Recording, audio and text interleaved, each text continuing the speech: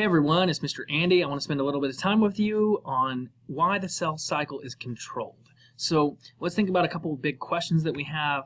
It is, how is cell division controlled, and why do people get the disease cancer? Now, the cell cycle is controlled because cells should only divide when they need to. In our prior video, we discussed what the cell cycle was in the various steps, G1, S, G2, and mitosis. And so it's best to think of that cell cycle process as a series of checkpoints that the cell must pass through in order to move through the cellular cycle to get to mitosis to divide. So here we have a couple of images about the cell cycle, and just like last time, make sure that you note the majority of the time that a cell spends in the cell cycle is spent in interphase, or the non-dividing state, and it is just a very small portion of that time that is spent in cellular division. Now, on the right hand side, you can see that within each phase there are checkpoints that a cell must pass in order to be able to move to the next point. So let's talk a little bit here in a second about why those checkpoints exist and what they do. Now, here's an image of a breast cancer cell, and we like to say that it's become a selfish cell. And I'll kind of go into a little bit why I call it selfish. Is because there have been some things that have happened within that cell that kind of mess with the cell cycle, and so instead of dividing when it should, it divides continuously, and it takes resources from other cells, and so it becomes kind of selfish. Now, I mentioned checkpoints, and so here's an example of like what the G1 checkpoint might look like. You can think of the G1 checkpoint. If the cell receives the signal that everything is good, then it's going to be like a green light, and it's going to move from G1 to S phase to replicate the DNA. But on the right hand side, if the cell does not receive a go-ahead signal, it's going to be like a red light, so the cell's going to stop the cellular cycle process, and what's going to happen is the cell should move to the non-dividing state called G0. So at the G1 checkpoint, there's two options: S phase for DNA replication, or G0, which is called a senescence phase, where the cell has stopped dividing. Now, how is the cell cycle controlled? Well, there's both internal and external controls.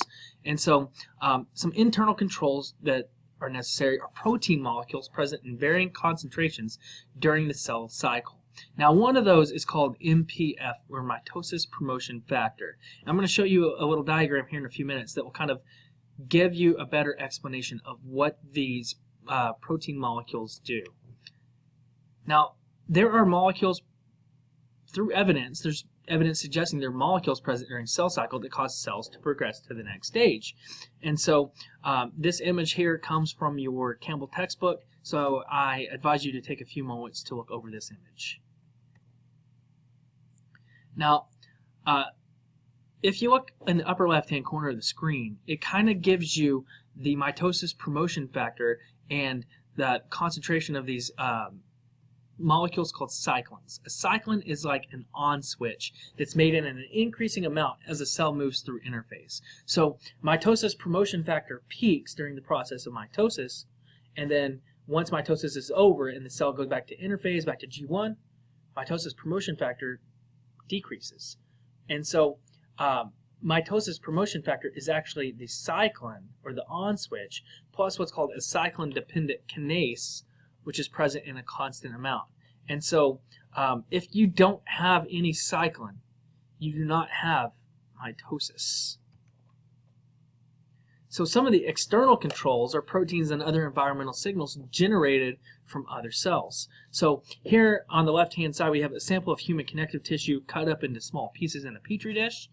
There are enzymes that are used to digest the extracellular matrix, resulting in a suspension of free fibroblasts, and then the cells are transferred to culture vessels, and what ends up happening is, in this example, something called PDGF, or platelet-derived growth factor, is included.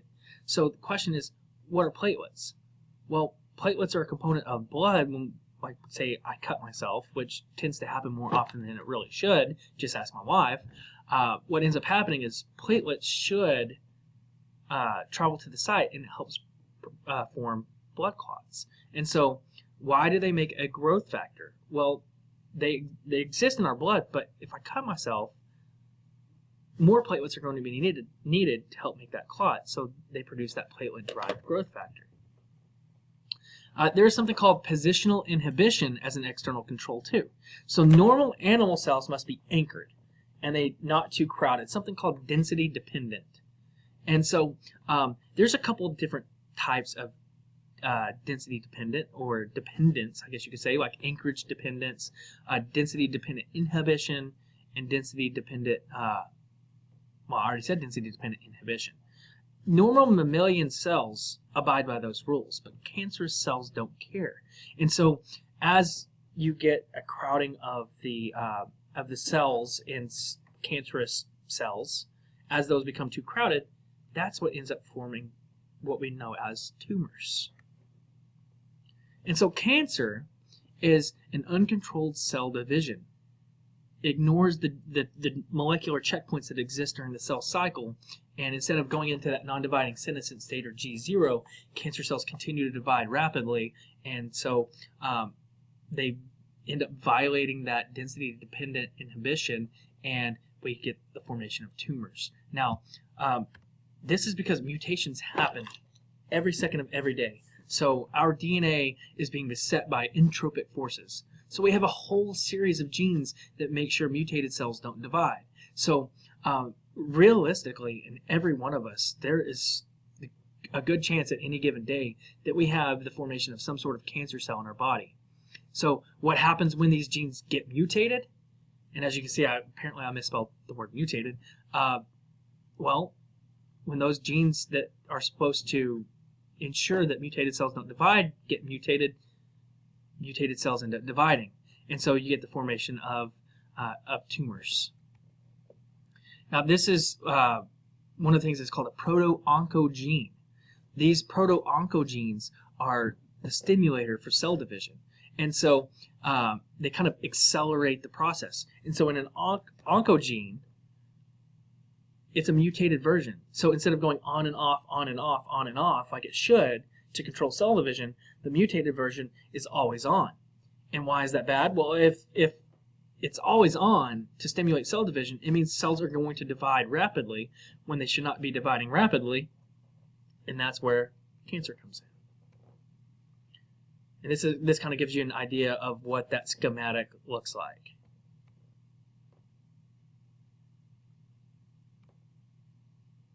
Now, we do have genes called TSGs, or tumor suppressor genes, which are supposed to inhibit cell division. So if we go back to the G1 as G2 checkpoints, and we like to think of those as red lights and green lights, well, the TSGs are the brake pedal.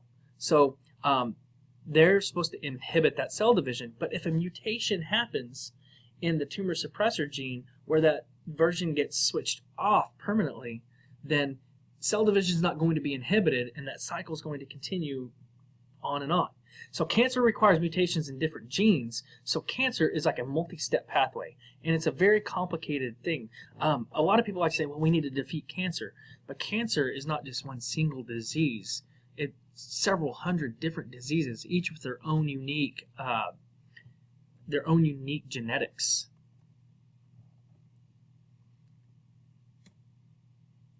Now, here what we're going to end up doing is I'm going to show you what's called the Knudsen hypothesis. It's suggested by this man named Carl Nordling based on the fact that cancer occurs on average as a sixth function of an individual's age. So if you look, it says figure 1, the diagram drawn to double logarithmic scale showing cancer death rate in the case of the United Kingdom and the carcinoma death rate in males at different ages, and that's shown in deaths per 100,000 males on the vertical scale. So you can see that deaths, as you get older, deaths from cancer increase. So one of the things about the effects of mutations, particularly within the cell cycle, is that if protein gets overexpressed, the cell cycle is going to be overstimulated. That's going to increase cell division, and if you get mutations within those tumor suppressor genes and they get switched off, the cell cycle is not inhibited, so it's going to increase the cell division. Cells divide very rapidly. Errors are going to keep piling up, and in the case of an individual where this is occurring, that individual is going to get some sort of cancer.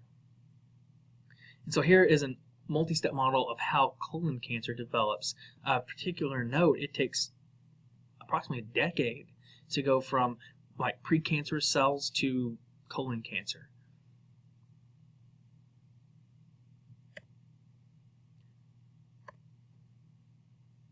Now, there are several different stages of cancer, and you've probably, I would suffice to say that almost everybody knows somebody, whether it be a family member or a friend, who has been affected by cancer.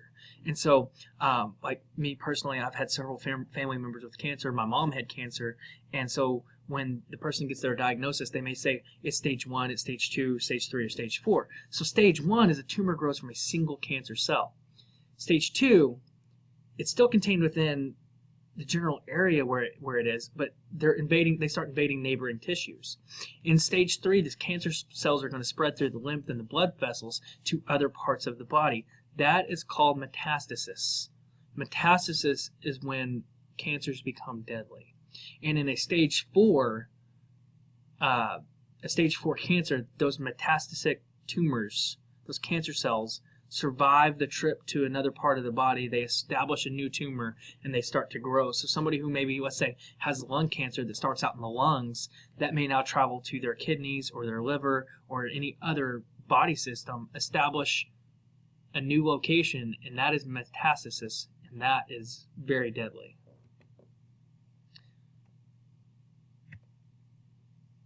So that is the cell cycle control. So what I want to make sure that you can do is describe how cells determine whether or not to divide. Think about those molecular checkpoints. Explain the mechanics of the cell cycle control mechanisms described in the presentation. Explain how cancer develops from mutated versions of genes that are supposed to be either turned on or off. Compare the role that proto-oncogenes and tumor suppressor genes play, and explain how cancer treatments work and why they are not great for the body.